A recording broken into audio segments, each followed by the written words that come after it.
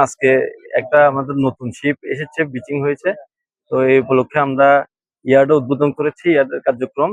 চট্টগ্রামের সীতাকুণ্ড উপজেলার সোনাইছড়ি ইউনিয়নের শীতলপুর এলাহাত আন্তর্জাতিক মানদণ্ড হংকং কনভেনশন অনুযায়ী পরিবেশ বান্ধব গ্রিন ইয়ার্ড হিসেবে যাত্রা শুরু করে গিয়ে Sagarika green ship breaking industries. শুক্রবার জুনের 12 তারিখ সকালে একখান স্ক্র্যাপ জাহাজ ইয়ার্ডত আগমনের মধ্যে দিয়ে নতুন এই গ্রিন শিপ ইয়ার্ডর আনুষ্ঠানিক কার্যক্রম শুরু হয়। এ উপলক্ষে ইয়ার্ড প্রাঙ্গণত দোয়া ও মিলাদ মাহফিলর আয়োজন করা হয় এবং বিকালে বেলুন ও কবুতর উড়ে গ্রিন ইয়ার্ডর উদ্বোধন করা হয়।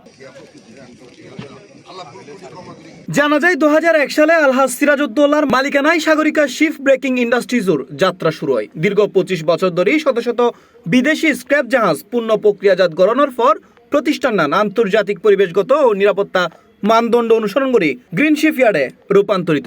উদ্বোধনী অনুষ্ঠানত এ সময় উপস্থিত আছেন বিশিষ্ট শিল্পপতি আমজাদ হোসেন চৌধুরী, ম্যাক কর্পোরেশনের পরিচালক master Abul Kashem, dynamic ship recycling ইন্ডাস্ট্রিজের পরিচালক হাজী মোহাম্মদ মহিউদ্দিন, সীতাকুণ্ড উপজেলা বিএনপির সদস্য সচিব Mohammad Mursalin, ship breaker Mohammad Shahab Mia, Sagarika green ship breaking ইন্ডাস্ট্রিজের চেয়ারম্যান মোহাম্মদ সিরাজউদ্দৌলা, সিইও মোহাম্মদ নুরুল আফসার, প্রধান অপারেটিং অফিসার মোহাম্মদ নুরুন নবী মিটু সহ বিভিন্ন শিপ ইয়ার্ডের পরিচালক ও স্থানীয় গণ্যমান্য ব্যক্তিবর্গরা উপস্থিত আছেন। অর্থনৈতিক উন্নয়নের লক্ষ্যে সরকারের নীতিমালা অনুসারে আমরা এইচকেসির আন্ডারে আমাদের green ship recycling yard, Sagarika ship breaking yard কাজ সম্পন্ন করেছি এবং আজকে একটা আমাদের নতুন শিপ এসেছে, বিচিং হয়েছে।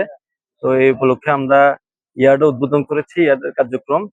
আমরা আশাবাদী ভবিষ্যতে কর্ম সব ম্যানুয়ালি হতো, তো ওখানে পরিবেশের ক্ষতি হতো, ওই লেবারদের এই কার্যক্রমের সেফটি ইস্যুগুলো স্ট্রংলি ইমপ্লিমেন্ট হতো না। এখন বর্তমানে হংকং কনভেনশনের আন্ডার আমরা সবগুলা নীতিমালা অনুসরণ করে আমরা সবগুলা সেট আপ করছি। যে 124 ইয়ার্ড আছিল, এখন মাত্র আর 35 নম্বর পর্যন্ত ডিএসআর ওই এনে 27 আর ফুল কমপ্লিট ইয়ার্ড হয়ে 35 এর মধ্যে আর সেমি এর মধ্যে আমরা আগাই যাই। সারা আল্লাহ মহান রব্বুল আলমিনের কাছে প্রথমে শুকরিয়া আদায় করে এই পর্যায়ে যাচ্ছি। বাকি পদও যেন আল্লাহ যেন আরো সহায় হয়, আর শিবব্রেকিং ইয়ার্ড যেন ব্যাক্ষণে আগা পুরানো মতো চালু হয়, যাতে করে শিবইয়ার্ড যদি চালু হয় তাহলে দেশের অর্থনীতির মধ্যে আর ভূমিকা থাকবে যথেষ্ট পরিমাণ। এই সময় বক্তব্যে আশা প্রকাশ করে দেশের শিপ রিসাইক্লিং খাতত এই গ্রিন ইয়ার্ড একটা ইতিবাচক দৃষ্টান্ত স্থাপন করিব এবং আন্তর্জাতিক অঙ্গনেও বাংলাদেশের ভাবমূর্তি আর উজ্জ্বল করিব। C plus TV, Chittagong.